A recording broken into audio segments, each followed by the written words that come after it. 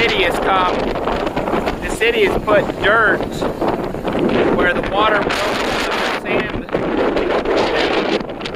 They put a big pile of dirt right there to try and keep what's happening. And it's just unbelievable. You can see the amount of sand. I mean, I'm standing from 6 inches to a foot of sand right here that was pushed in from the water. Surge.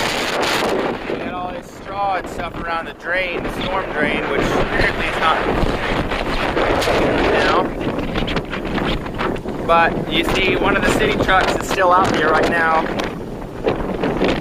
And you can see this dirt here.